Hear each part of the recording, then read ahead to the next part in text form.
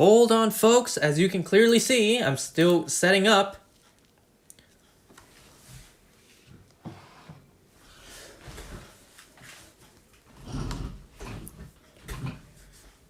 Okay, this is a little too far over here. Let's push this to the side.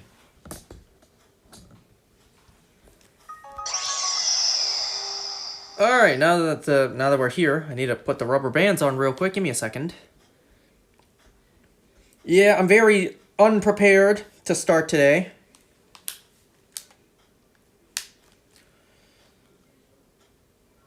How's everyone's night? How's everyone doing?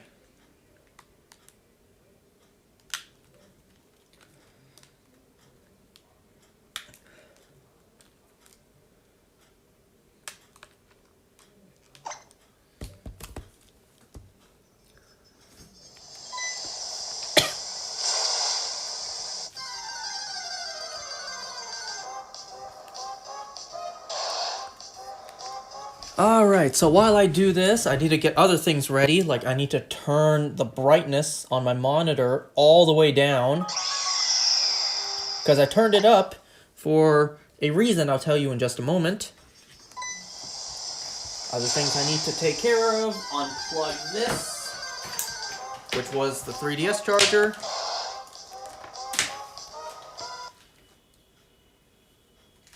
Ooh, you know what? I should lower this brightness as well. The brightness here. There we go.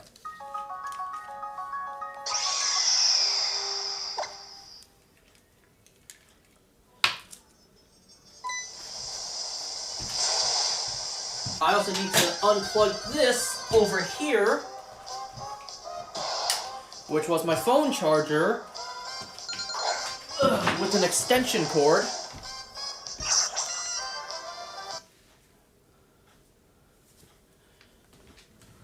And now, with one more reset, I need to go and get some water. So, give me a sec.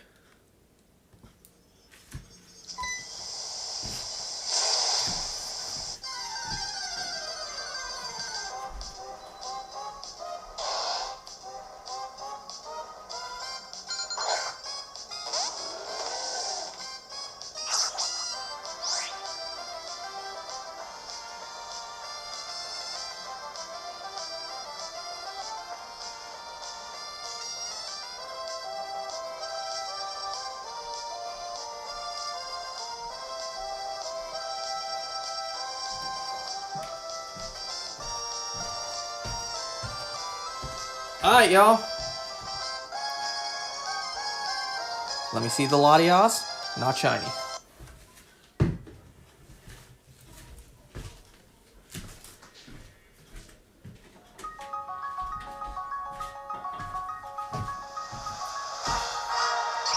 You know, is it a Canadian accent that I say water?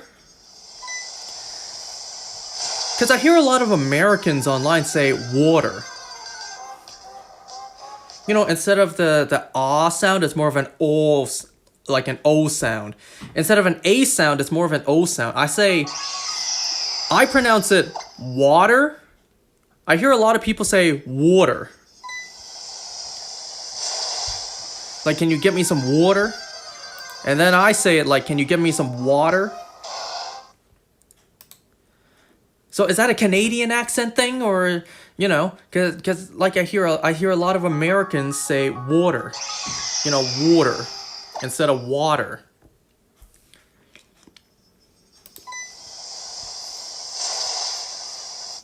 And, you know, speaking of which, today, for the second day in a row, I had a customer comment about my accent. The way I speak. So I had this Chinese family come in, and I'm not gonna be one to say that my Chinese is great, because it's not. My Chinese is quite bad. I may speak Chinese without, like, you know, a Western accent, like a white person trying to speak Chinese, and then you can hear the Western side of the accent peeking through. No, I speak Chinese fluently like the way a Chinese person sounds when they speak Chinese. But you can clearly tell I can't always find the words. I can't always pick out what words I need to say. So I struggle a bit. I struggle a bit. I stammer a bit trying to find the words I need to say. Because it's like, what's that word in Chinese? How do I say this in Chinese? If this was English, I would be so fluent.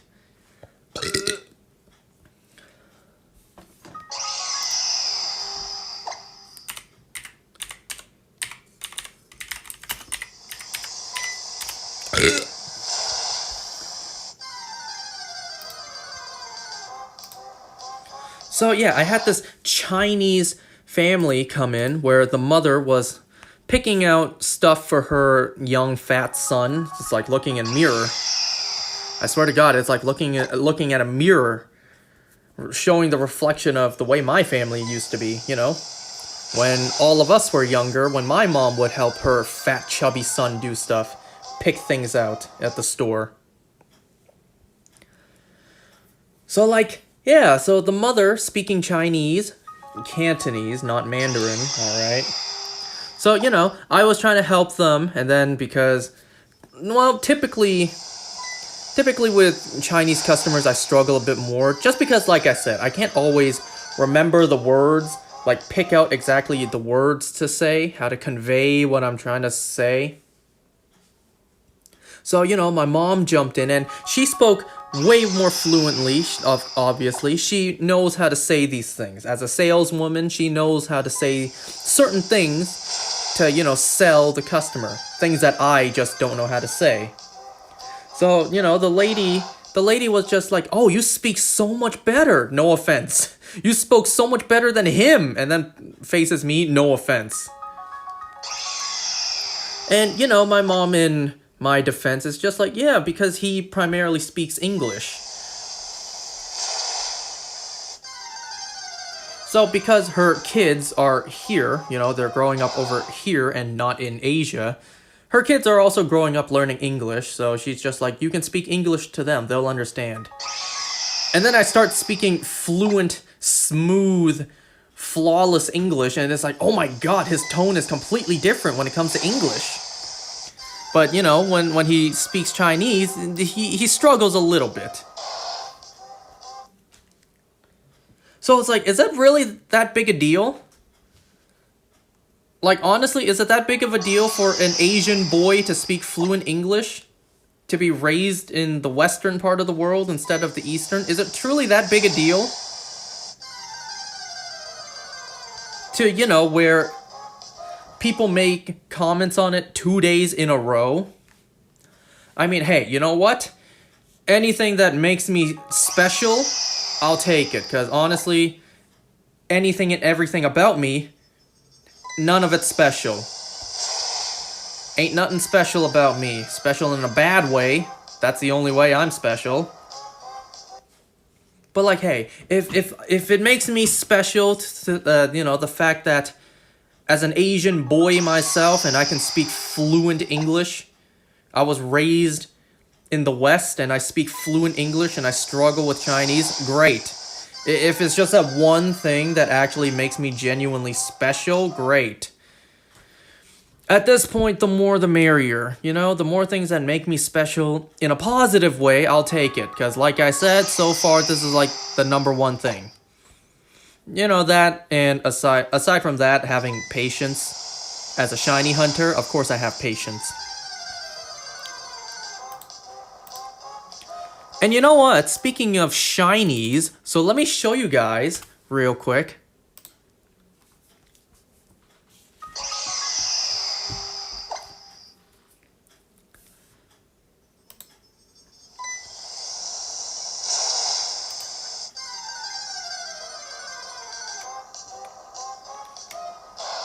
Okay, one more reset.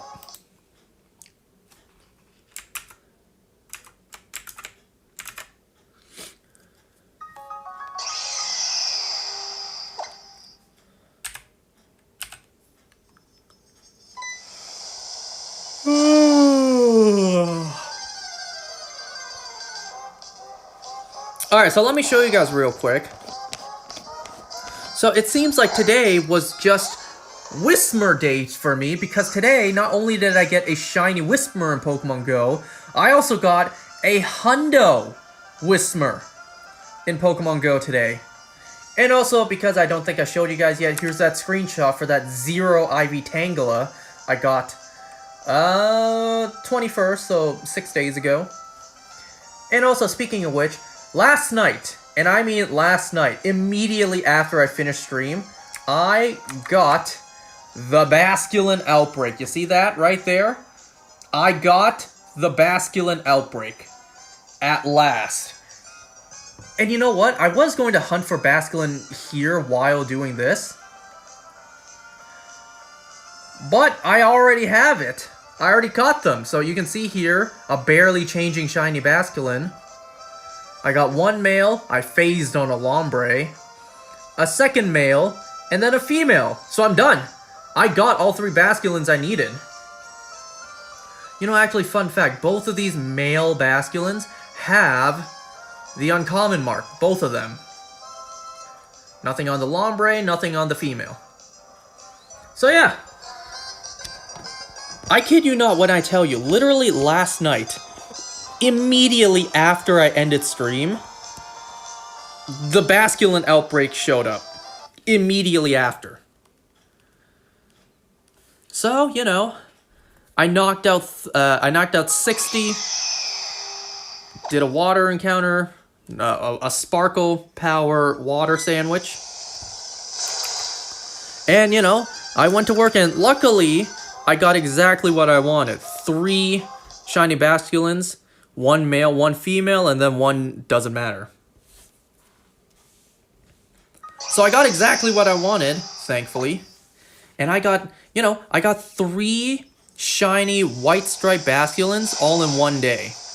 Versus, you know, had I bred for them, God knows how long that would have taken.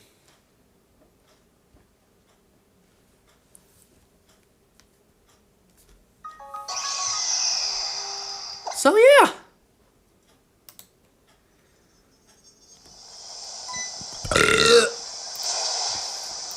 I'm a little disappointed I phased on a Lombre, but you know what? Whatever, I'll take it.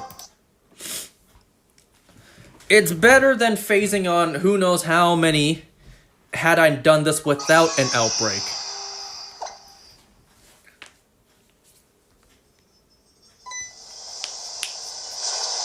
You know, I could have gave up. I could have bred for 3 shiny Basculins once again, or I could simply sacrifice just a couple of days, date skipping until I got the outbreak, and then one fell swoop, get all 3, hopefully, get all 3 that I needed, and just move on. I'm glad I persevered, and I actually stuck out until I got the outbreak.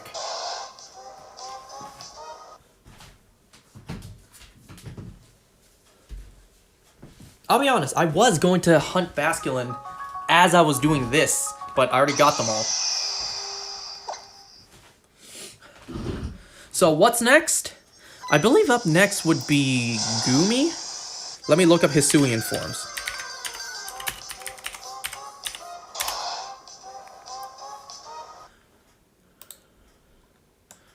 Nice shiny. Bro, you just missed it. I just showcased the shinies I got. Let's see. Up next. I already have Braviary. Yep, up next is Gumi.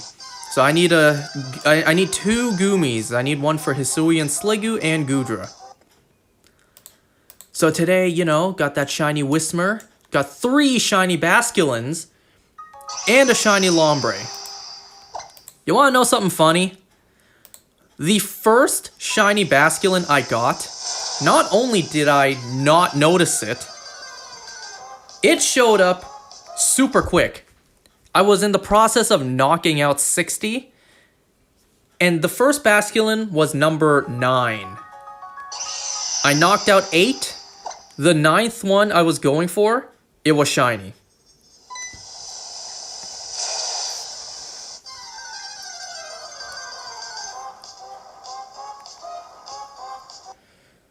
Alright, so I'm not gonna stop at, Basculin. I have my Switch docked in order to show you guys all that. For now, what else I'm going to do is, well, I'm not gonna evolve the Basculins just yet. I'll do that on my own time. While I'm doing this here, right now, I am actually going to date skip for a Gumi outbreak. Now, hopefully that doesn't take as long. It really shouldn't. But you never know with RNG. Well, goodbye to this Basculin outbreak. There's no point in me saving it or keeping it around. I don't need any more shiny Basculins. And I'm not gonna keep this outbreak forever until the next game in the future, where I will need to come back and get another Basculin outbreak, right?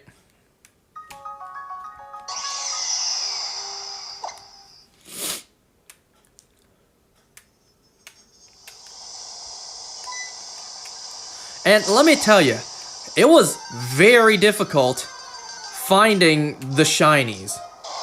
Because not only white stripe Basculin, shiny Basculin in general is terrible. When I got the first shiny Basculin in only 9 encounters, I sent out the shiny I just caught next to a regular one in comparison, and I'm just like, are you fucking kidding me? How am I supposed to notice this? Thankfully, though, not only did I notice something that you can easily tell, like a detail you can easily tell which is shiny, it's also much easier to notice at nighttime. So do not hunt white stripe Basculin during daytime. The lighting is horrible. So my advice, wait until in-game nighttime to hunt it. And don't look for the green body. Look for the fins. The white fins. Because the shiny, they turn a hint of yellow. So don't look for the green. Look for the white turning yellow. That's my advice. You know what, speaking of which, speaking of shinies turning yellow, so, I'm gonna say this right now, this is a goal of mine that in no way is guaranteed to come true. I'm really hoping to get shiny Latias before February. I want to get shiny Latias before the month of January ends. Today is January 27th, so, after today, I'm going to have 28, 29, 30, 31, 4 days. 4 more tries to get this shiny. Now, there's not really a lot at stake here. It's just I would rather get the shiny before the month ends. Just so, new month, new hunt. I mean, yes, I could have been done with this hunt by now. Been moved on to Latios. Hell, maybe even after Latios at this point. But, due to my fault, my blunder, failing the shiny, we're still here. It's okay, I've prepared for that now. So that should not happen again. History should not repeat itself again.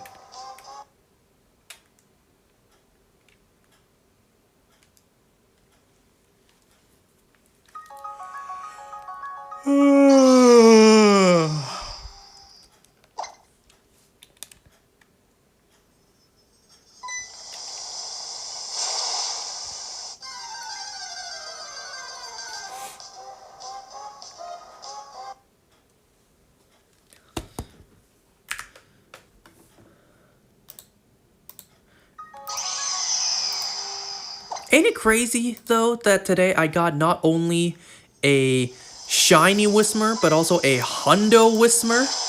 Both on the same day. How crazy is that? 2 Whismers.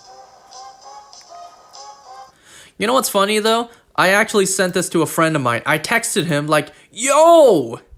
From Season 2 is good! Psych! Seems like today is just Whismer Day for me. Because I actually got a shiny and a hundo today. Once again, speaking of which, I started watching From Season 2. And so far, that's the only show I've seen for today, aside from Secret Level. Because I still have yet to decide what next batch of shows I'm going to watch is. So for now, for today at least, it's going to be from Season 2 and Secret Level. That's all I have to talk about today.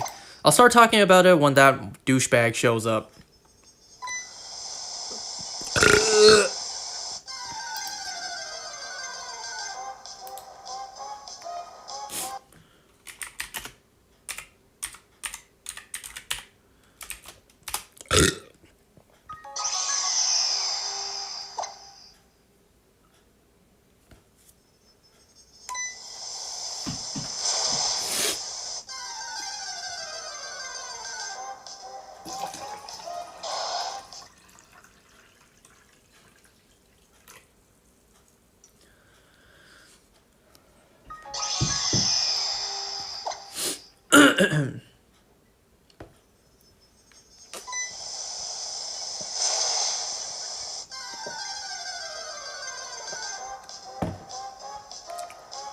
Alright, let's put on some music. Music. M-E-W-Z-I-C. Music.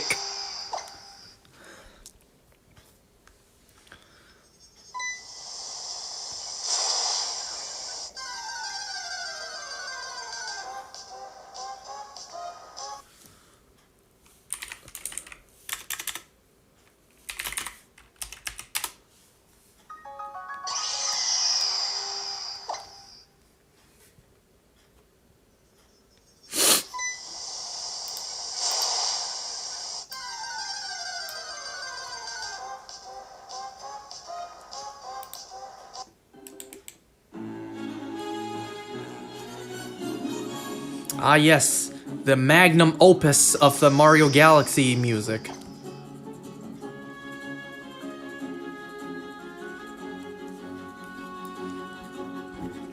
Alright, let me undock my Switch. And, well, first of all, turn down the brightness. That's why I turned up the brightness, so I can actually see the difference between regular and shiny Basculin.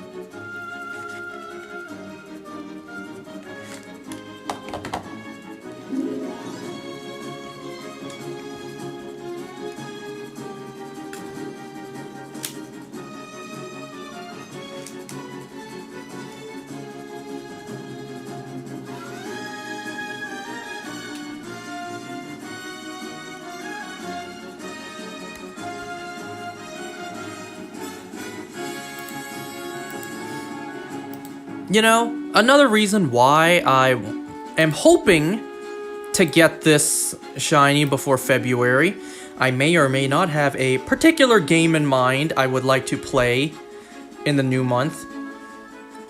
I'll be honest, it is a game that I plan to revisit. You know, it is a game I've played before, but I've just felt the need. I just want to replay it.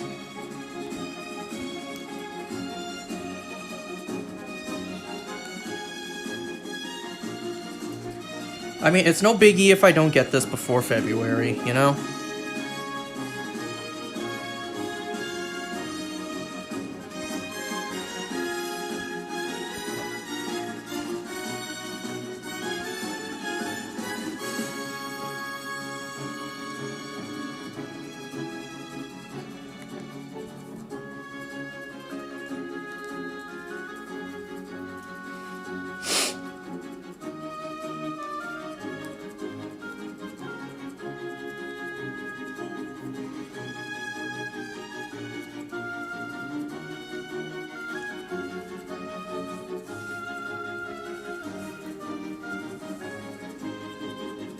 I know for the month of January, for the past month, it's been nothing but shiny hunting content.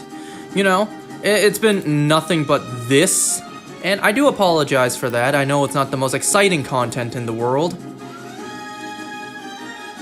But, you know, you guys have to remember that I don't really have a lot to play right now. Nothing really interests me. And, well, not like this really affects me. The month of January is pretty rough for a bunch of content creators. Ad revenue and whatever. Once again, it doesn't affect me, because I don't make a damn penny off of this. Well, I'm still saying, you know?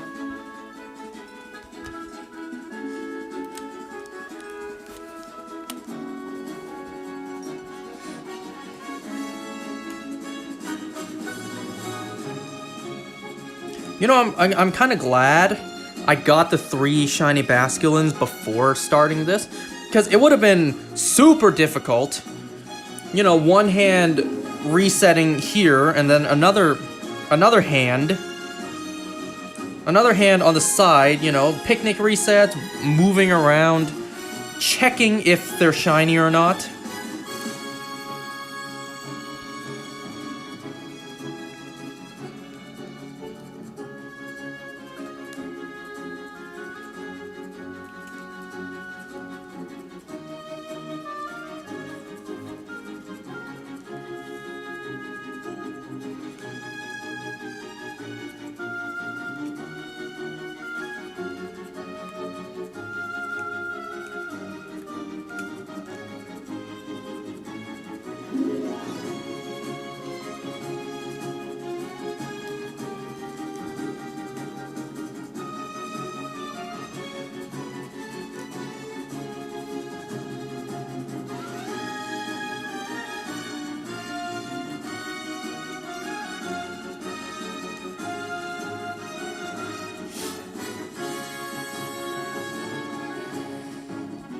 Alright, I have my switch on the side ready.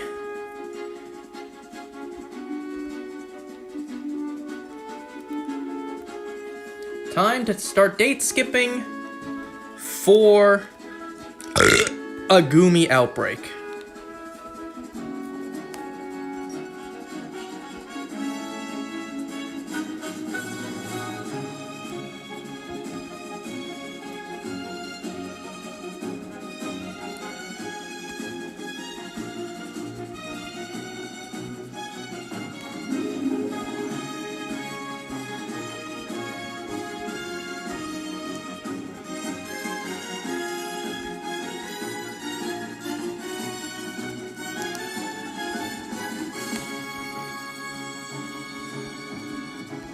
Oh, I didn't even think about this. Resetting or date skipping for a Gumi outbreak now is going to involve an extra step. Because now I need to check the map to see if there's a Gumi outbreak around me. When it came to the Basculin outbreak, it was, you know, there was only one spot where it could possibly spawn in. And, you know, the mini-map, it's pretty visible on that, so I didn't need to actually open the map and check. Now, though, I do need to do that. I got a Riolu outbreak.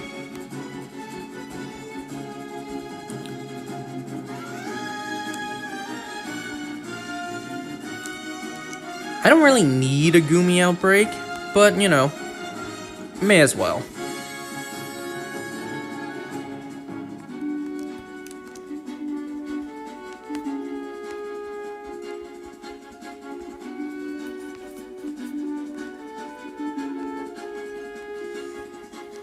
I got a Mischief outbreak where I'm standing. And a Weasel outbreak right next to me, too.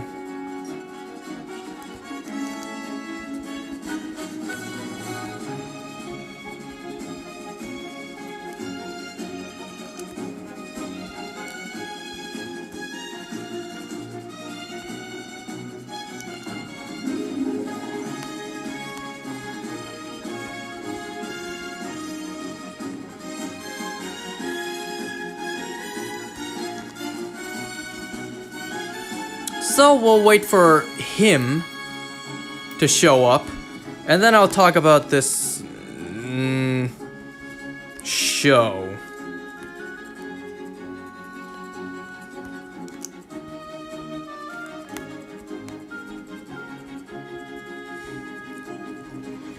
You guys want to hear another show that I completely forgot about? Another show that I completely forgot to watch? Aside from Monarch Legacy of Monsters, another show I completely forgot to watch? Ted. The Ted prequel show. I completely forgot about that. I think what I'll do is I'll watch both of those together. Like, I'll pair those shows up together. Because, you know, it's like, well, 2 shows I forgot to watch. Let me, you know, group them together when it comes time for me to watch them. So I think I'm gonna do that. Whenever it comes time for me to watch these shows, I'll watch them together. Which, you know, you've heard me say that I've had a lot of shows down the pipeline I'm watching. I still have a handful of other shows I said I was going to watch but haven't started yet. I still have yet to watch Edge of Sleep, Dead Boy Detectives, Alia Hides Her Feelings in Russian. And now add 2 more to the list. Add in Monarch Legacy of Monsters, add in the Ted prequel show. And then, you know, there's shows I'm currently rewatching, like Daredevil, plus Defenders. And then there's 2 shows coming up, actually no, 3 shows coming up soon. 3 shows being Your Friendly Neighborhood Spider-Man, Invincible Season 3, and Daredevil Born Again. So I have a lot coming up. And at some point we're also supposed to get Dead City Season 2. Dead City Season 2. Turns out Welcome to Derry is coming sometime later this year. So, yep, stacked to the gills when it comes to shows.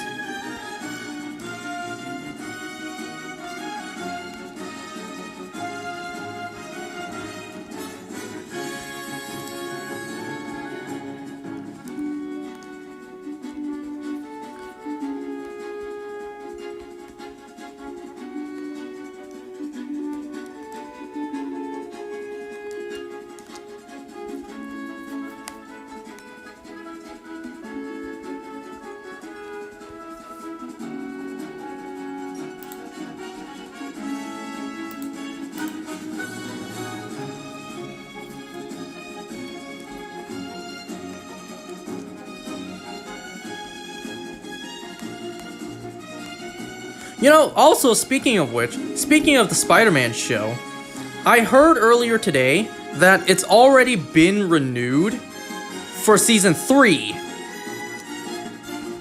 Season 1's not even out yet. Season 2, I think I heard that it's almost done production.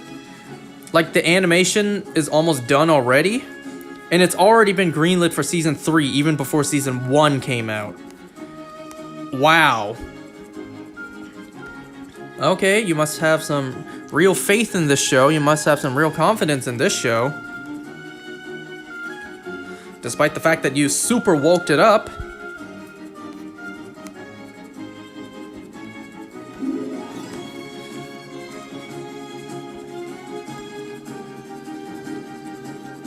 You know, I don't think I even finished my thought the last time I did this. What I wanted to say was, you know, I want to see what Trump does when companies like Disney are defiant on stopping their woke dumbassery. Like, how will Trump set his foot down and be like, no, I told you, you're done with that. Because you're not listening, you need to be punished. I want to see how Trump actually, you know, enforces a couple of punishments to those who are defiant. Oh, you want to hear something funny? So this dude sent this to me earlier. Hold on, let me see. It says here, breaking. Google Maps forced to bow to Trump's will. Updates to show Gulf of America and Mount McKinley. Well, I don't care about the Mount McKinley. That's kind of crazy. Google Maps bends a knee to Trump. And Google Maps now says Gulf of America. That is absolutely hilarious. You know, someone like me has to question, how long before the United States of America just turns into the United States of Trump?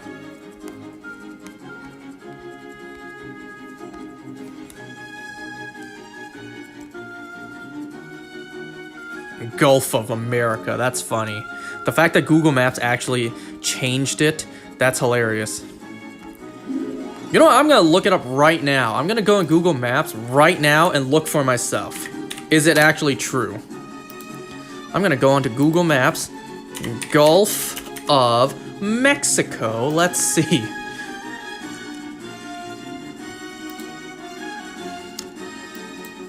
No, it still says Gulf of Mexico. So I don't know if what I was sent was a joke or not, or if it's just not implemented yet. Or maybe, I don't know, maybe because I'm in Canada, it doesn't show. Maybe if you look it up on American computers, it'll actually show. I don't know, someone let me know.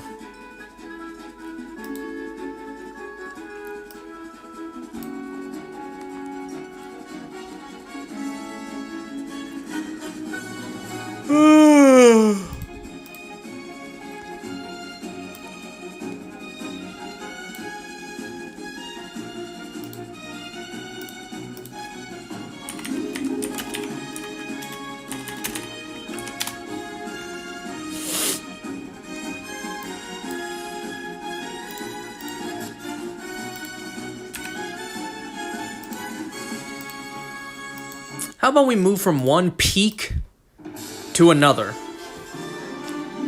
Ah, the two peak Mario songs.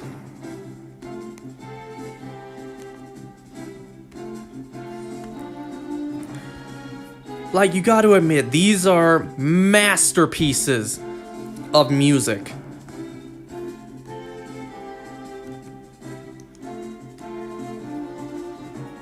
You know what I'm gonna do, actually? Actually, what I'm gonna do is I'm gonna stop the music, gonna turn back on the game sound. So that asshole is getting off work at 10:30. It's 10:06 right now. So before he shows up, what I'm gonna do is I'm gonna watch a video. And then when he shows up, I'll turn the music back on, and then, you know, we'll talk about From. So, talk to you in a bit.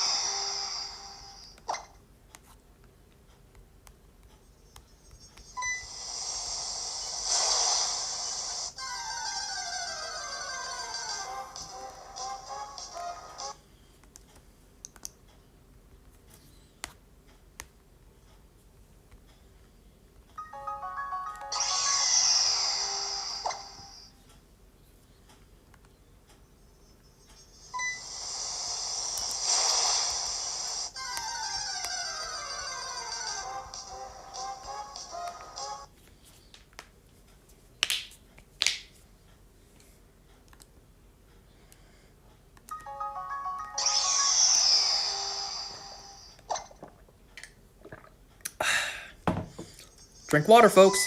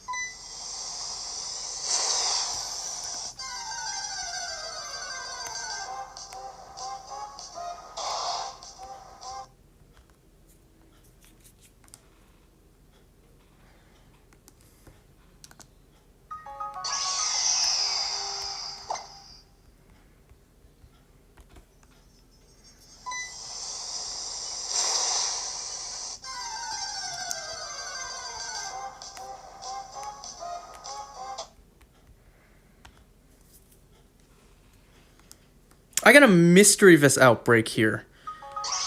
That's not what I want.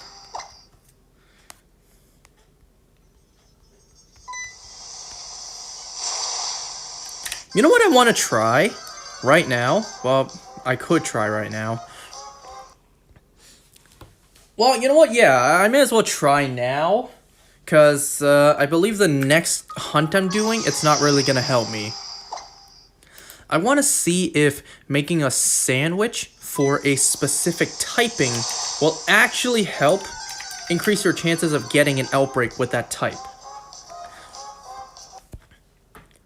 So if I, say, make a dragon encounter sandwich, either level 2 or 3, will that increase my chances of finding a dragon type outbreak? So a Gumi outbreak? Because up next, I have Hisui and Avalugg to hunt, and I need an ice outbreak for that. Well, it doesn't really help, because Glossy Autumn Mountain is all ice types, so it doesn't really help me there. So I'm going to try that now. I'm going to grab my other switch. I'm going to give myself a sandwich boost with Herba Mystica, giving me a level 3, because why not?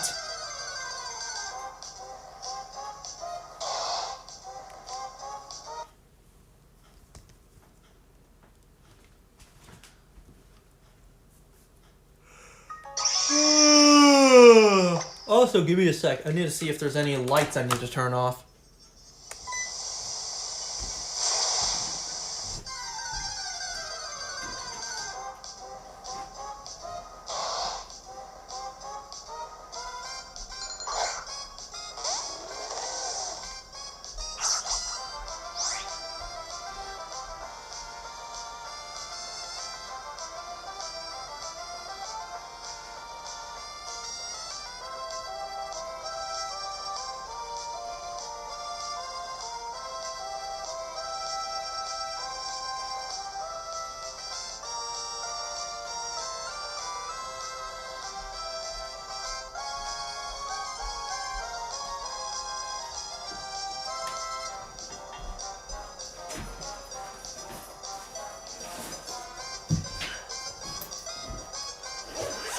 I saw that it's snowing outside. Well, at least global warming hasn't made it to where Canada doesn't snow anymore just yet.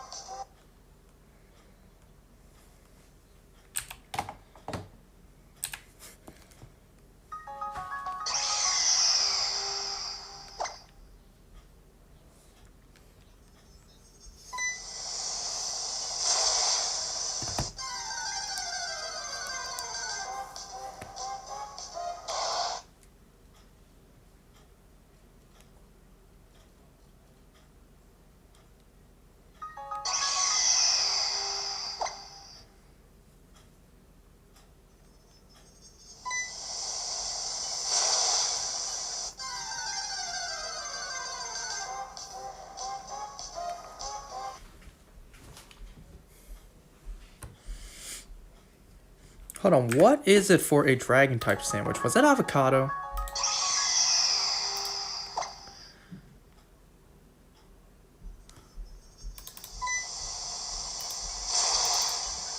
Yeah, it was. It was avocado.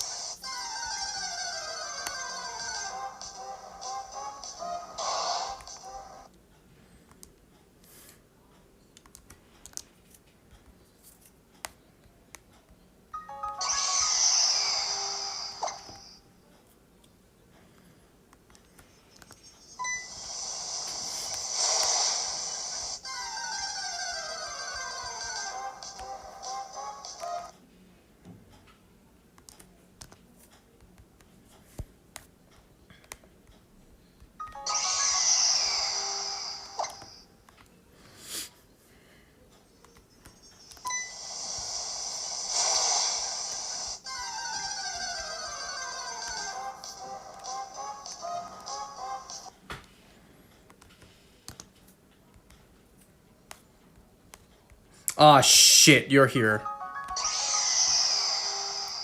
That means I gotta stop watching my video and actually talk about the show. Talk about from... Fuck!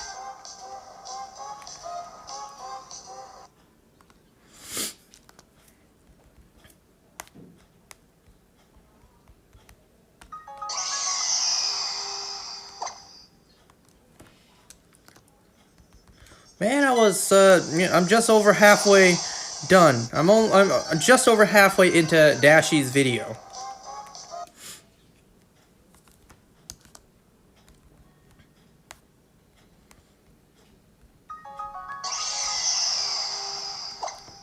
How bad was it from a scale from 10 to 10?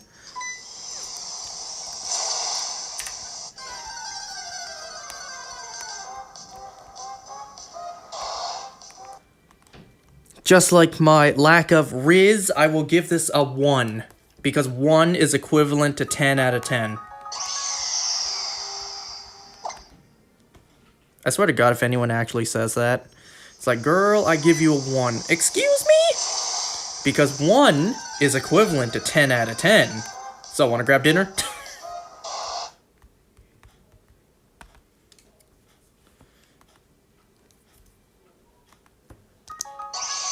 Well, you actually liked it? Now, I didn't say that. You said on a scale of 10 to 10, how bad was it?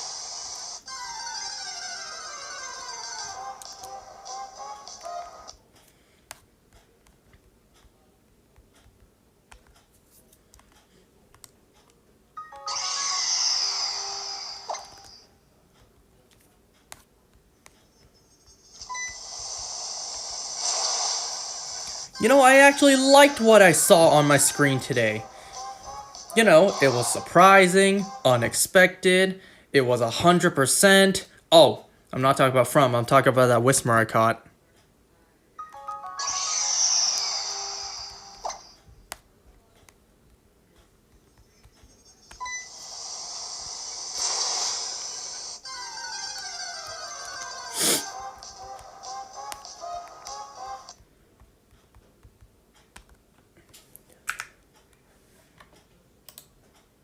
Buddy, didn't you get off work like 2 minutes ago?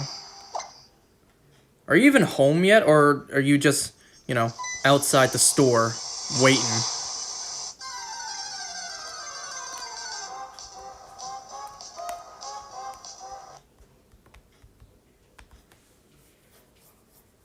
Downing some rice right now. Now talk. As if you're holding a gun to my head. Now talk! Speak on the episode. Oh, actually, you know what? I'm not trying to actually, distract from the topic. But I thought of something. I remembered something that I've wanted to mention for like 2 days now. I remembered something that I kept on forgetting to mention.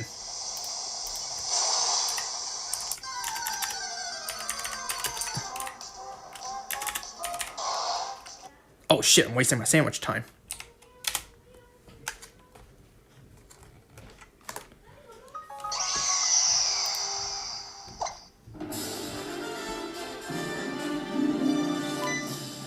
Alright, so remember how last time I spoke about that deep meme? Where it's like, God, you're so deep, and then that flashbang? That flashbang of a picture of the deep? Alright, so I had my own moment for that. I had my own moment for that where, you know, something flashbanged in my mind that I completely forgot about. Something that happened once during high school. So, it all started with an idea I have. When it comes time that I've finished hunting all of these shinies and I need to edit together a video, I have an idea for something I want to edit into the video, and then that idea itself flashbanged a memory of mine. So in my head, the edit I have in mind is a bunch of text, really quick zooming across the screen, because it's gonna be a big, a big paragraph of text. So it's gonna flash, as long as I can edit it in, it's gonna like zoom across the screen really fast. And if anyone actually wants to read it, they can, or they could just, you know, skip all the boring shit and just get to the good stuff, the shiny reactions, you know? So a part of me thinking, like, because it's gonna be such a big ball of text, really quickly scrolling across the screen, I was thinking of putting at the end, like, did anyone actually read this? And then that right there flashbanged a memory I had from high school. So during high school, during co-op, you know, the program where you as a high school student go out and you volunteer at businesses in the real world. So for that, the way it played out for my high school, and I don't know how other high schools do this.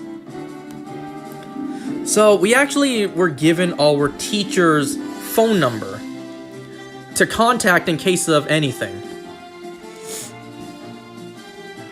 So for high school co-op class, like the co-op program, I had my teacher's phone number. Like, I was able to text her at any moment for any reason. Obviously, I'm not gonna text my high school teacher while I'm quote-unquote working, you know? And for the program, what we also needed to do was give weekly journals. Now, granted, sometimes I did indeed forget to hand them in, and sometimes I do have nightmares about that, constantly forgetting to hand in my weekly assignment. I still have nightmares about that to this day. So yeah.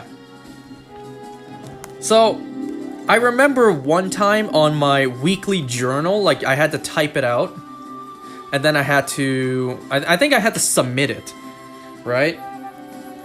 I remember putting at the very top, the first sentence was something like, so, does anyone actually read these? No? Okay. Here's how my week went.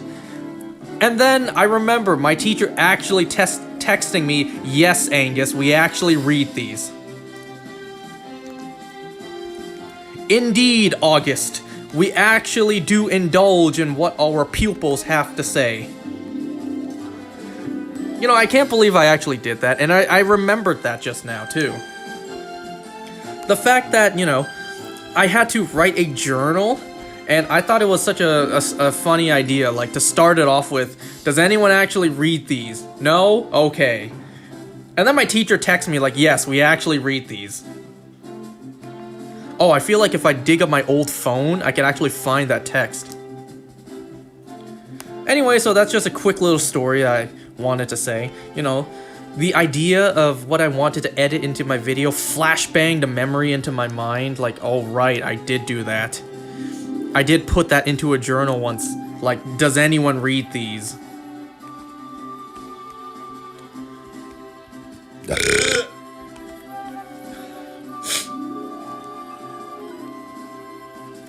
Alright, who's ready for a From discussion?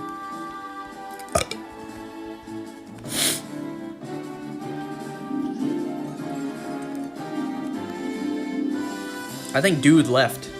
He heard this bullshit story and he dipped.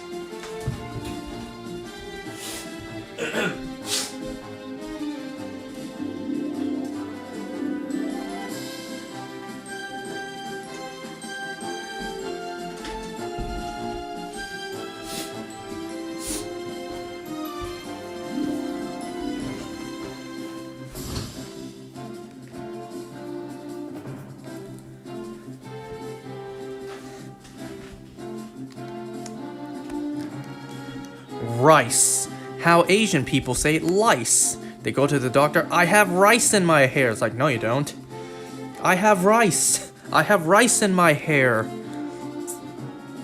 Doctor's like, boy, I know you're Asian, but that's not what I specialize in.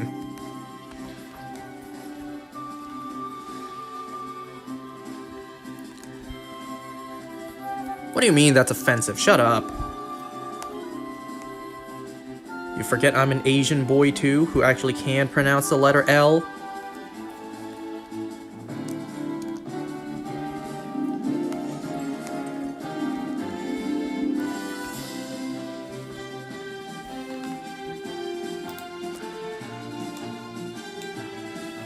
Alright, so from season 2.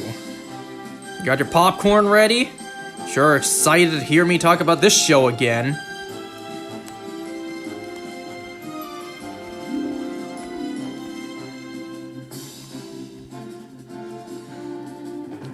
Man, I got a shelter outbreak nearby. That's not what I want.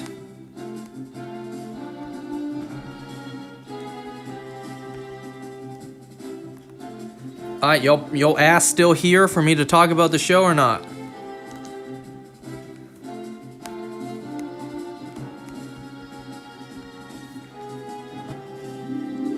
Alright, good, because I want you to hear this part.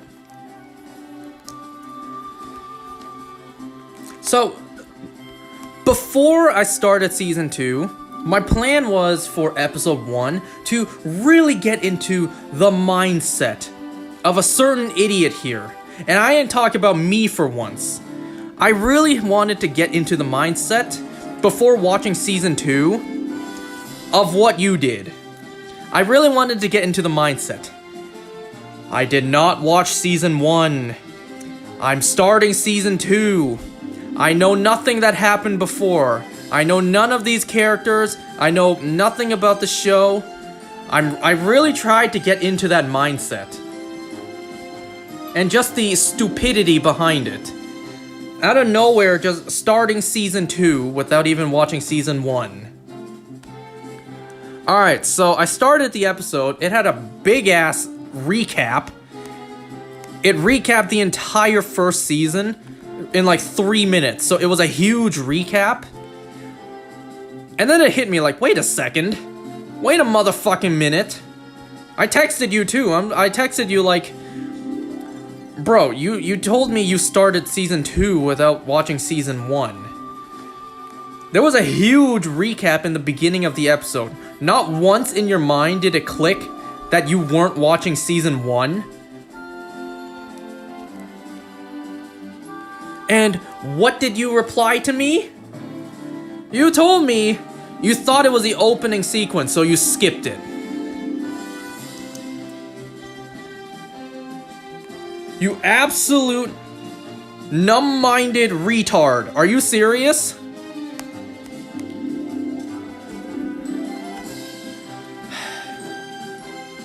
It's not even skipping the opening sequence. You skipped the recap of all things. As a society, our brains have rotted so much, has our attention span been destroyed so much, that we don't even sit through the episode recap. You know, it's one thing to skip the opening sequence. Do we really skip recaps now? Really?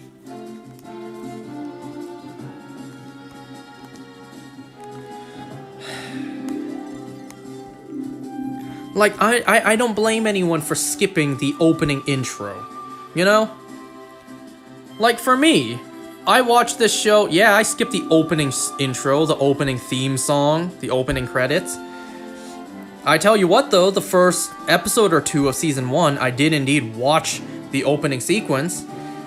But because it's the same thing over and over, you know, I just want to get to the quote-unquote good parts of the show. So, you know, I skipped the opening, but I don't skip the goddamn recap.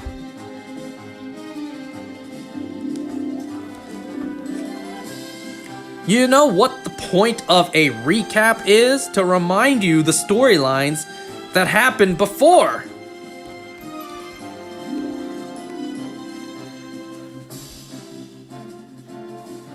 You know how cable TV used to work? You know? You would get one episode a week, and sometimes you get a storyline that spans several seasons. Like take Agents of S.H.I.E.L.D. for example. The whole Gravitonium storyline started in season 1, and then nothing until season 5. So we got a recap to remind us that this stuff happened in season 1. Keep in mind, when you watch the season 1 episode compared to the season 5 episode as it aired, it would have been like 5 to 6 years. So, you know, just a quick reminder that this stuff happened, right? skip the goddamn recap.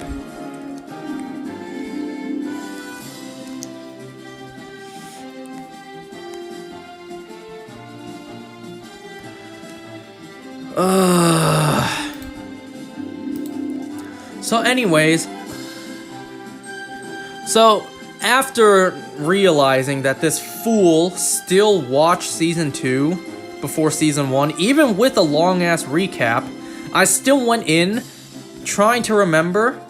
Put yourself in that mindset. You did not watch season 1. You don't know what's happening. You don't know any of these characters. You don't know what the plot is, what anything is. You're just jumping in. You don't know why there's a black dude stuck in a well. You don't know why this dude is, digging his wife out of a hole at the bottom of his house. You don't know what the big deal is with a tour bus showing up in the town. Nothing. You know nothing.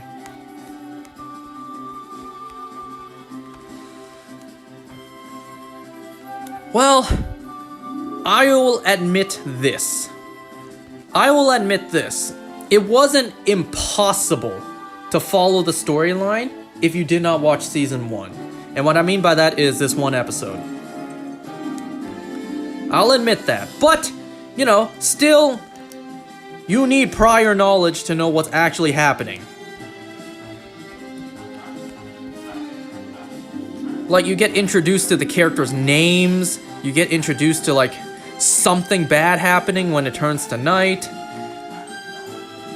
And you don't know what's happening. Well, no difference there. Regardless of if you saw season 1 or not, you already just don't know what's happening.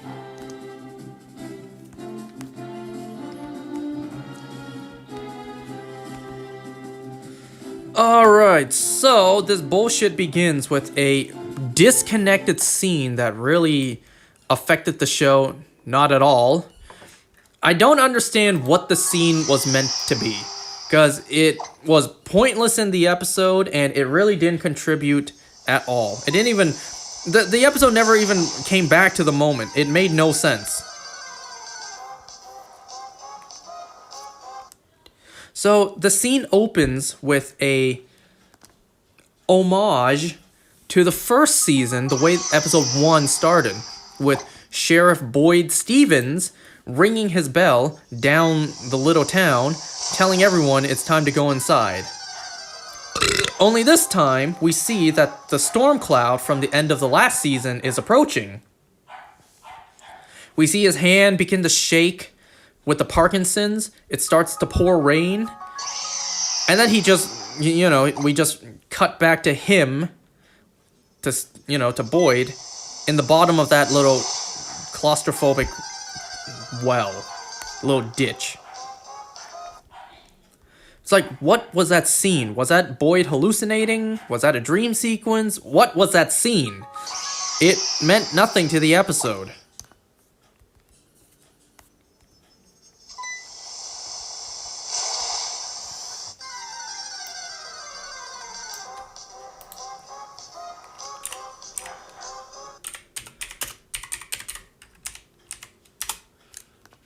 Who knows? Ugh.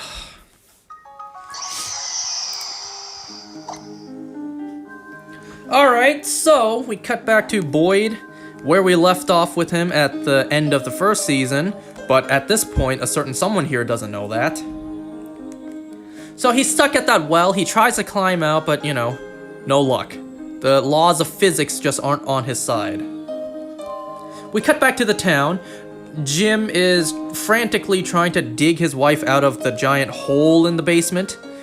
There's a whole bunch of rubble that's blocking the hole, so, Jim is under the impression that Tabitha is stuck down there, and, a bunch of debris is just on top of her.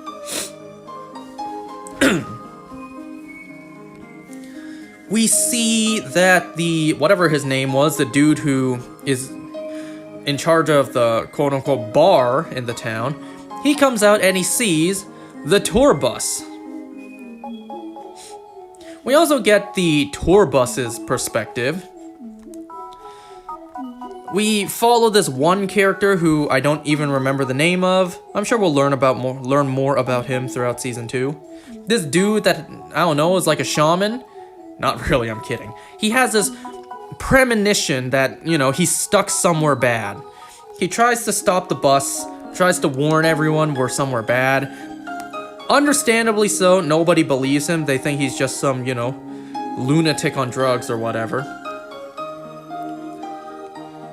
He throws up on this guy, so they actually have to stop the bus. Everyone gets out. And, well, Jade, trying to get all the equipment back inside before it gets damaged by the rainwater, notices there's a freaking tour bus outside the diner. So he really needs to let Donna know. Well, inside, there's remember at the end of season 1, all those light bulbs exploded, so there's glass everywhere? Well, this one fat lady, a light bulb exploded next to her, and then she has glass in her face. I didn't get a good look if there was glass directly in her eye or not. Possibly, maybe. So, Christy's helping her. Jade screams at Donna there is a bus outside the diner. So now they have problems upon problems to deal with. There's a tour bus of a whole bunch of people, new to town, stuck here. You know what that sounds like to me? Just a whole bunch of new characters for us to meet throughout the season. And I would not be surprised if a good number of them dies. Because, they introduce new background characters just to be killed off for the sake of, shock value.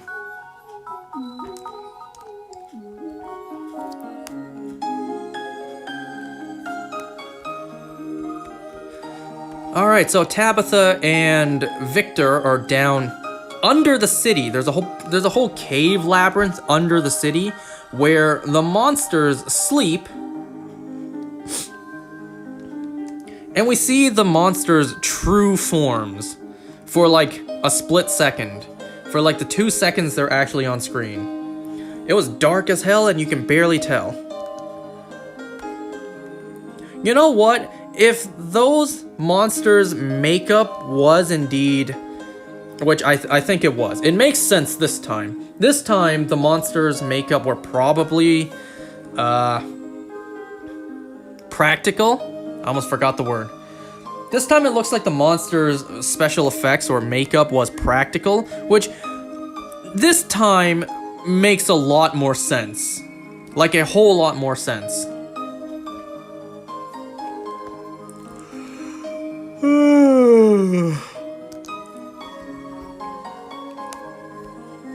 So yeah, Tabitha and Victor are down underneath where the monsters sleep during the day. One would think that would be some pretty crucial information. You learned where they stay, where they reside. Although it would be dangerous, extremely dangerous, to say, example, go in during the day, capture one of them, and study them. That would basically be a suicide mission, but, if anyone's ballsy enough to give it a try. I'm still questioning why the fuck has nobody up to this point just simply tried to talk to these things, right? I still question that. Just don't open the window, just open the curtains and just ask, what are you? Why are you hunting us? Where are we? Even if they don't answer, give it a try, maybe they'll actually answer. But anyways, so yeah, these two are wandering around the labyrinth underneath underneath the town. And I noticed this small little detail, it really doesn't matter at all. We see Jade about to, smoke a pint. He's rolling up his last sheet of paper. And I couldn't help but notice, wow, he really grew out his beard in like 20 minutes since, in universe the first season ended. His beard was not that bushy the last time we saw him. And it's only been like, I don't know, an hour since season 1 ended. So I was like, wow, that's a lot of stress he's going through if his beard is that bushy now.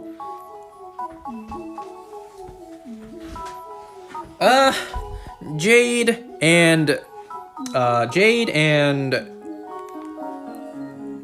Was it Nathan? What the hell was the kid's name again? I'm thinking it's either Ethan or Nathan. I think it's Nathan. Jade and Nathan go digging around Victor's room because Jade keeps on seeing this weird symbol, which actually, first of all, Jade did see the symbol again, and for whatever reason, he saw a ventriloquist doll next to him. We see that same ventriloquist doll in the underground caves where Tabitha and Victor were walking through. What the hell does that mean? I don't know. But yeah, Jade and Nathan are digging around Victor's room because he keeps on seeing the symbol in a book. Not a book that, he wrote all the symbols into. The symbols were already there. And for some reason, Jade is seeing them. Well, inside that book, if you remember, he found a picture that showed a young Victor, meaning Victor's been here for a long time. So maybe Victor knows something about the symbols. It's just too bad Jade can't find the man.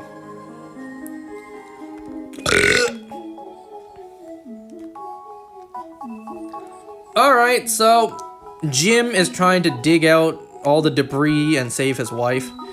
Two guys from the tour bus volunteer to help.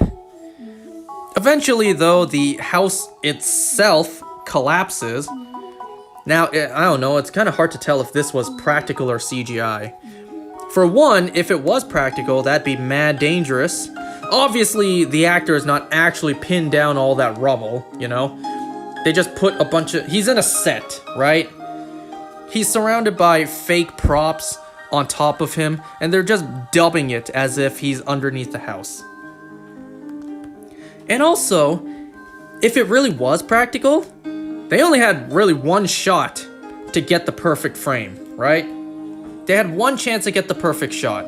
If the house collapses, an actor breaks character, well, too bad. It's kind of like The Walking Dead Season 2 when they burned down the barn. Like, they actually built a barn for the sake of burning it down. Did you guys know that? Walking Dead Season 2. Like the farmland that the people owned, where they filmed all the scenes for the farm. The house was real, but the barn was not. Or at least the barn that burned down. They actually built that barn up from the ground just to burn it by the end of the season. Do you guys know that?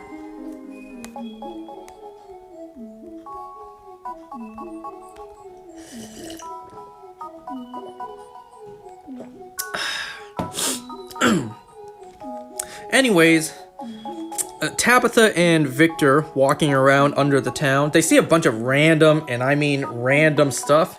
Not only did they see the ventriloquist doll, they saw stuff like a grandfather clock, like a tricycle. They see some random stuff down there. Maybe these monsters are collectors, They find interesting, cool stuff, they bring it back with them. I don't see why not. We still don't even know what they do to the people. Do they kill for fun or do they kill for food, right? We still don't even know that.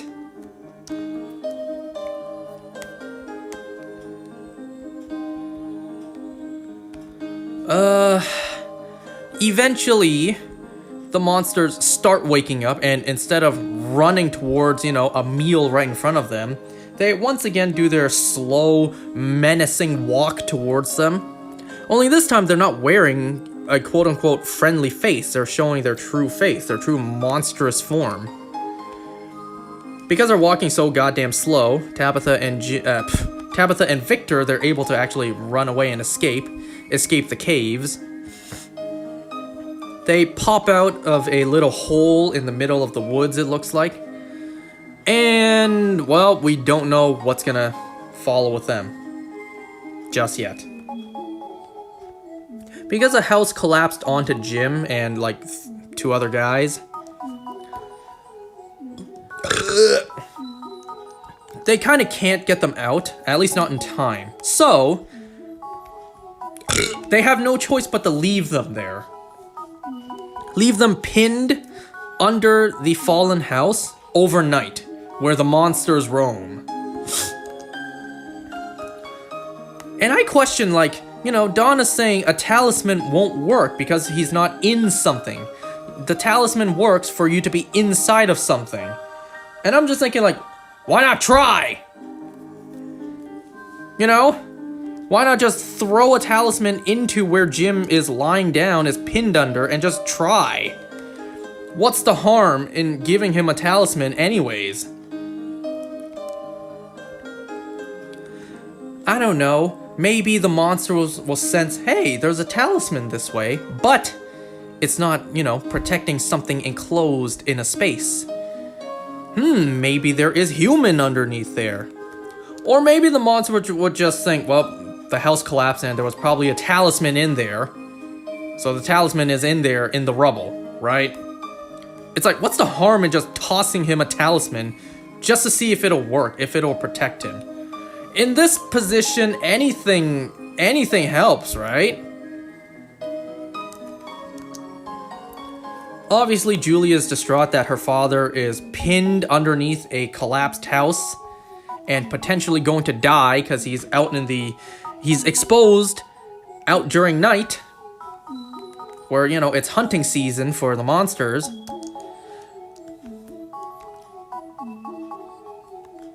Well, Donna tries to talk some sense into the bus driver, which, once again, you can't blame the bus driver for not believing any of it.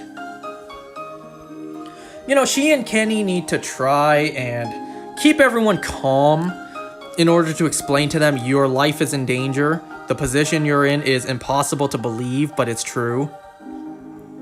So yeah, Donna tries to convince the bus driver, which once again, kudos to her for being able to turn that freaking bus around after seeing the collapsed tree. Because that happened. So kudos to her. She was able to U-turn, 3-point turn, that tour bus. I cannot imagine that was easy to do.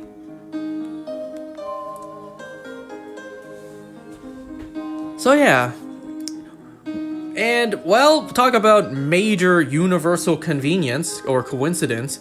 Now, I didn't know this moment was going to happen. I didn't know this character was going to show up. Because before watching Season 2, I did at least watch the Season 2 trailer. Hey, that's not spoiling, okay? Trailers are fair game.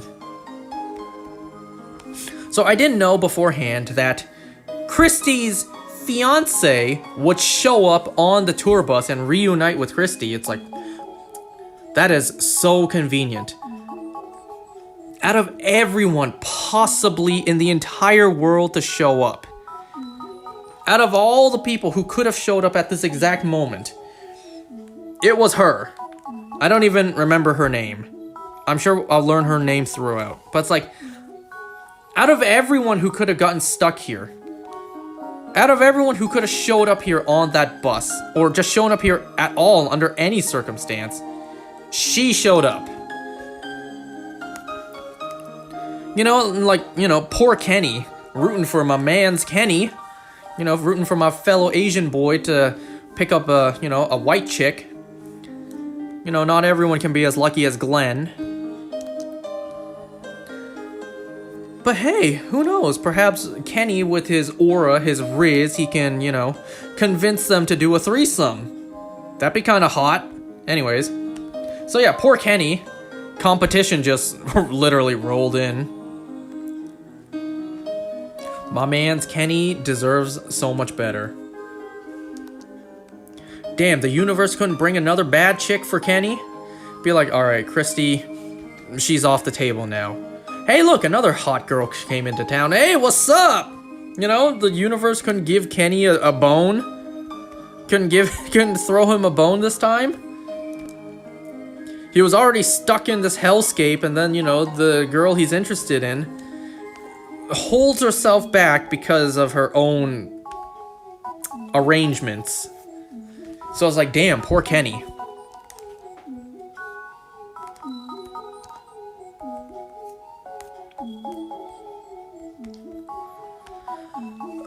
What else did I miss?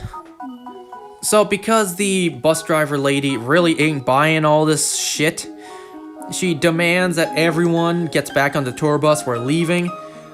Donna not taking any more shit because, they're not listening The sun's about to go down. She grabs her shotgun and blows out the tire from the tour bus, stranding them here, forcing them to stay. Kenny fires his gun into the air, trying to command order, when realistically all that did was just scare them off. Everyone sees two lunatics with guns firing willy-nilly. Well, you can't blame everyone for thinking these two are crazy, especially after they're saying we're gonna die here, and then firing guns. So you can't blame people for running off.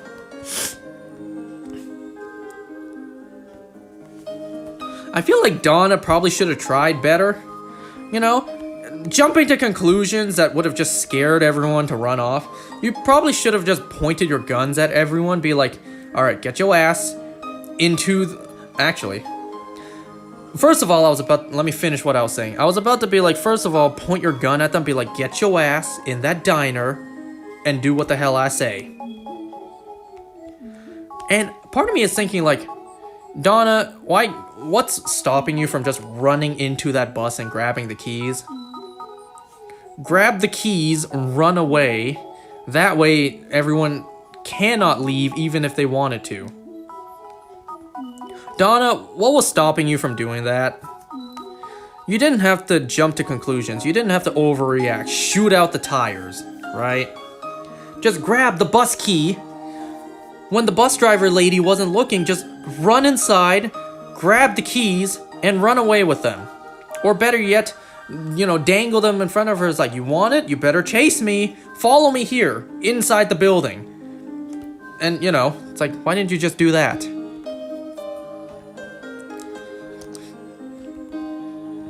And now you wasted valuable ammunition. Not like they do any good against the monsters anyways.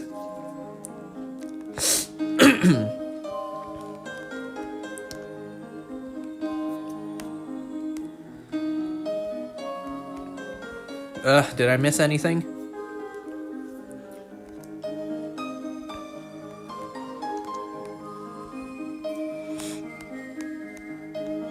There was no... Fuck, what was her name again?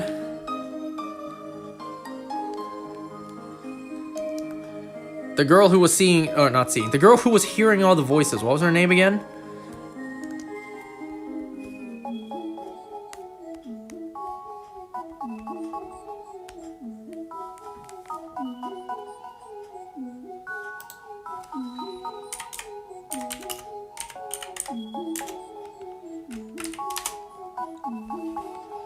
Sarah, that's her name. How could I have forgotten? There was no Sarah in this episode, so we don't know what happened with her.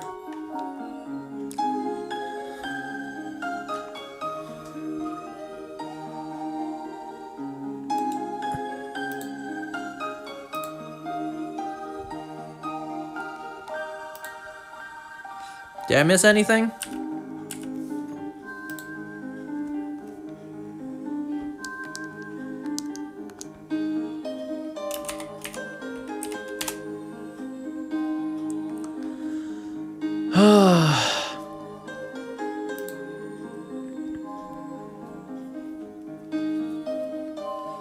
Well, in this episode, Kenny's mom didn't even say enough to even warrant subtitles.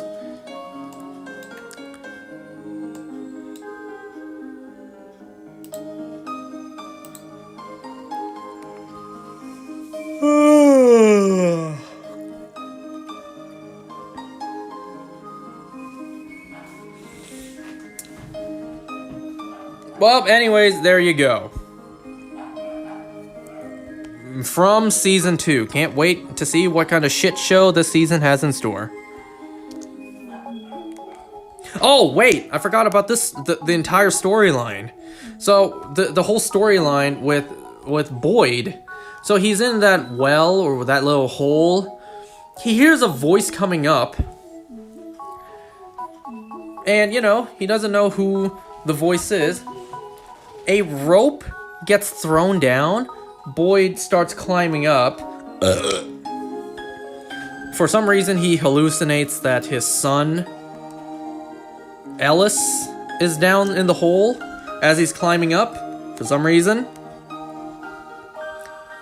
By the time Boyd climbs up, he's in this, like, dungeon. He's in this medieval dungeon with the dude chained to the wall. So I question, like, how did he throw down the rope? Wait a second. If he didn't throw down the rope, who did? And if he did throw down the rope, how? Because his hands are shackled to the wall. It's like, what the fuck?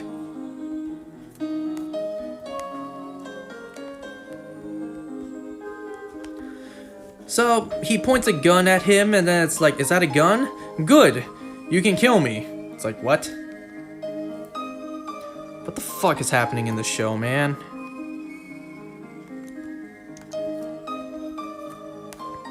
So now we have absolutely no idea where Boyd is, what's going on with him, what's happening. It's just nonsense. It's just nonsense, right? Incoherent storytelling that at this moment is leading to nothing. No converging storylines in sight, no conclusion to be seen.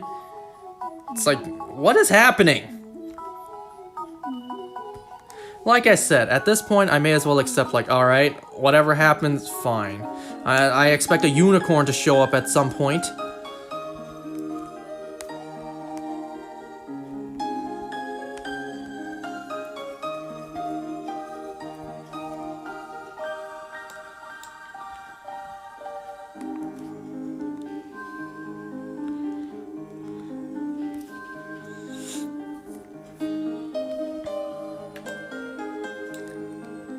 You know, here's an idea. What will happen if they try to fly away from here? Obviously, they're not gonna build a freaking airplane. What if they build something like a hot air balloon, right? I don't know anything about building that, but it sure sounds a lot easier than, you know, building a helicopter. So it's like, what if they put their brains together, they try to build a hot air balloon? What happens if they try to fly away from here? Like, if they get enough height, they can at least see where they are. And maybe they could just keep on going, keep going straight.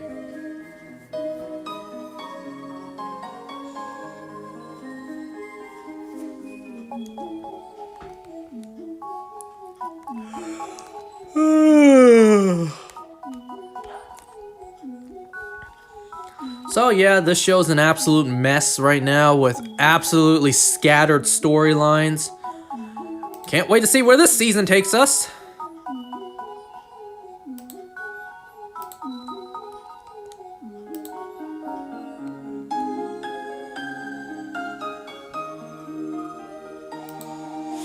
Then again, I don't really know what storyline we're dealing with. Now, I will say it's only episode 1, so I'll hold off on that for now. You don't typically learn the story-long season until a couple episodes in. But like, season 1, basically the storyline for like the last 3 episodes was to build that tower and try to communicate with the outside world. What could possibly be the story this time? So, we shall see.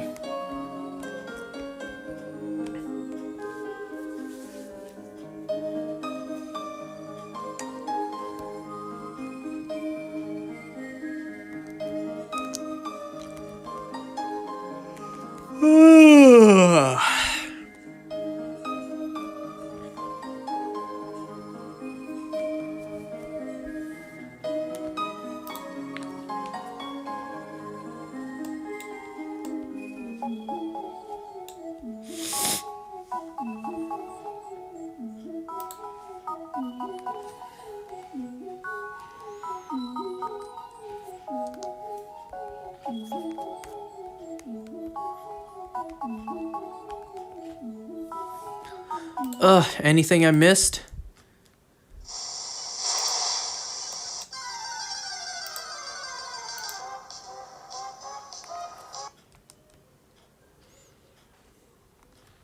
I don't think Dude's here anymore.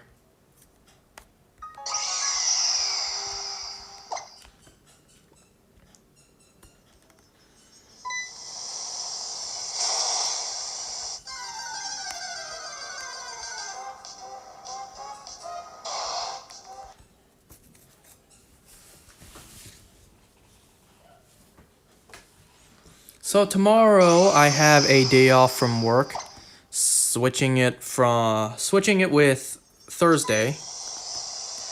I think tomorrow I'm basically just gonna watch Daredevil all day, just gonna have that in the background, just catch up. Because remember, I got 3 seasons to get through.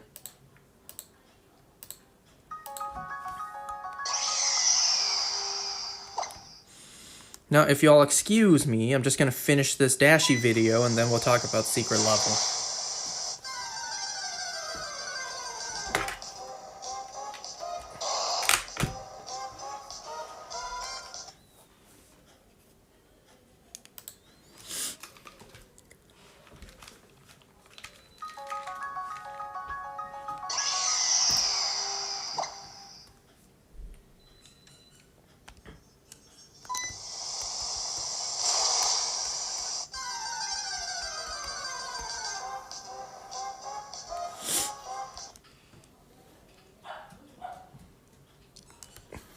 Oh, I think I found it. I think I found a Gumi outbreak.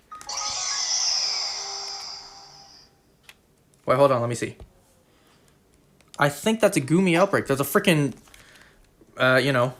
raid den right on top of the icon on the map.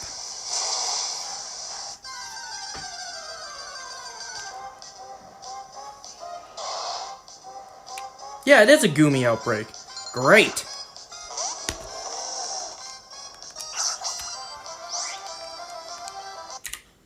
Alright, I'll be doing this tomorrow.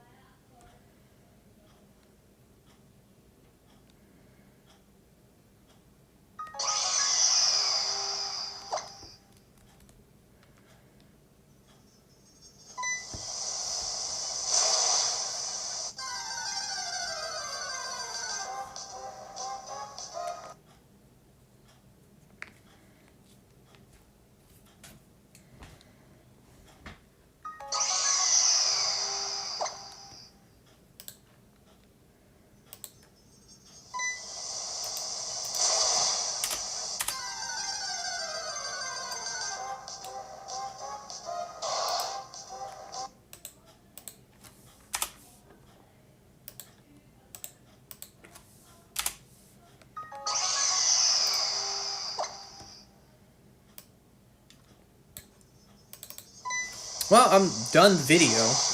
Been done for a little bit. I'm just gonna... I'll talk about secret level in a sec.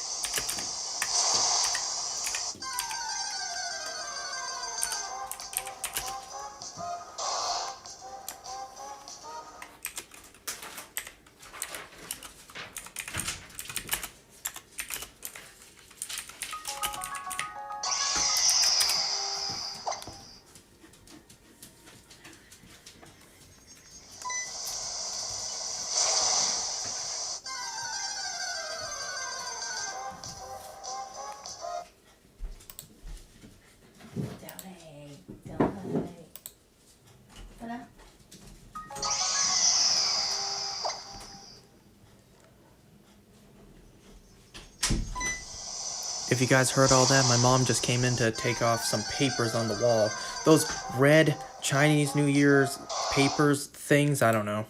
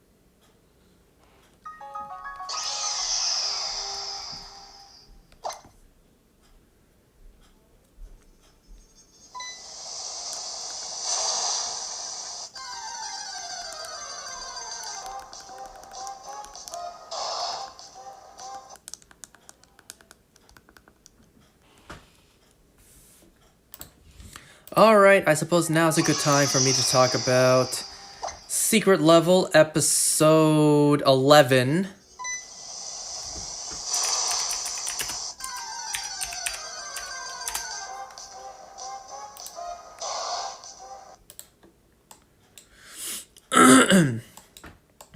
So this one was based on Exodus. Once again, another game franchise I had never heard of, let alone played. Let me see.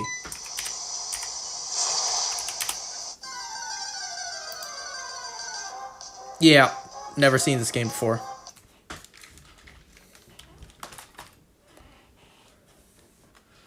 So this one was a bit of a sad episode too, a tragic episode.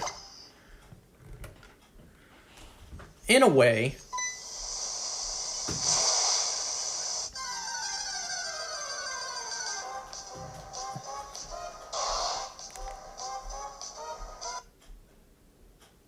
Oh, you want to know something about the last episode?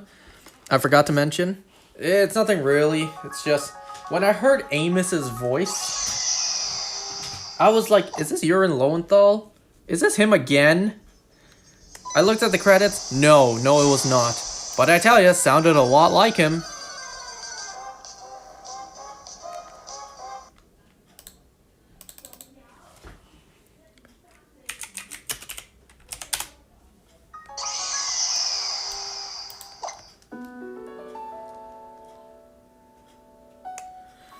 So let's see, this episode, once again, I don't entirely understand the plot, how it played out. We follow really a father character named Nick. His daughter, Mari, it's like, they're on this desolate winter planet. She wants to go out, I guess, fight, do other stuff. But her father is like, no, you're still too young and it's too dangerous. So she and her friend, I don't even remember his name, they just take off. She takes her father's ship and they go. They go and they, explore the universe, do whatever. Her father, obviously worried for his daughter, goes after them. However, there's like time manipulation. It's like he's a certain number of years behind them. I don't know. Like, you travel in light years, does that mean you arrive in different times? So, he keeps on going after them, following their trail. His daughter and her friend, they're at locations a couple light years ahead of him. So by the time he shows up, he's too late. He missed them.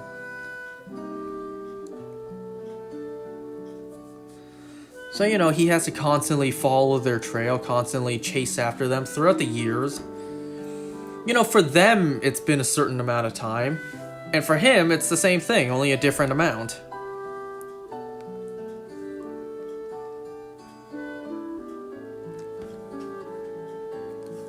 Eventually, he does indeed catch up to his daughter, and I think her friend died. I don't know. At this point, I think he's older. No, her daughter is older than he is, because time.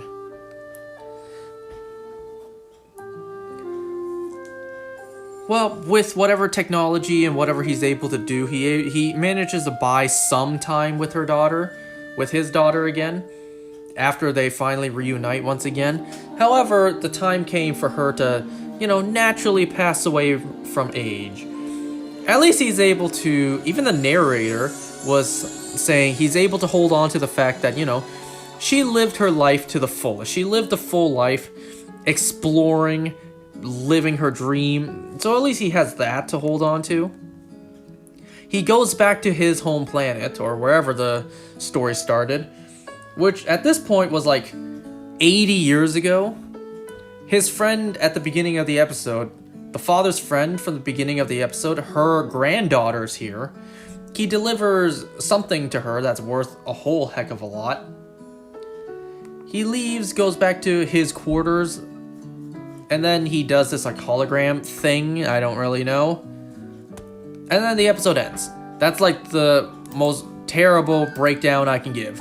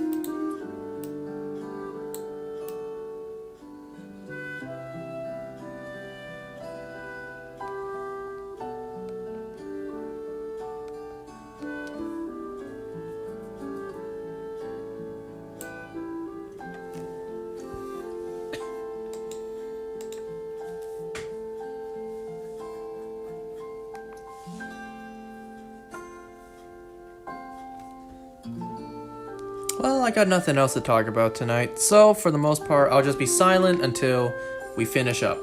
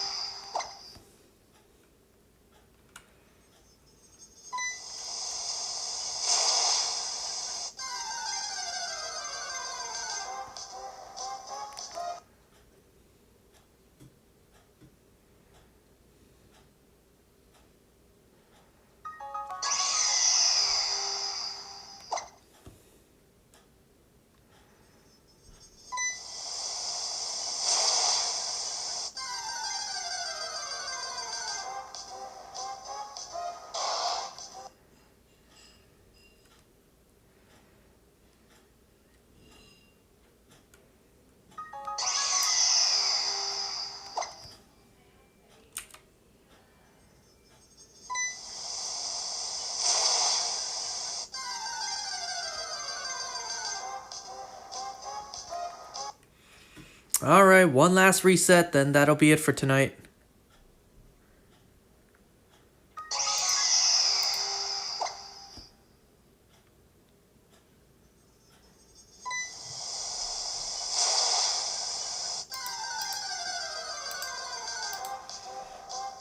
No. Okay, see you next time.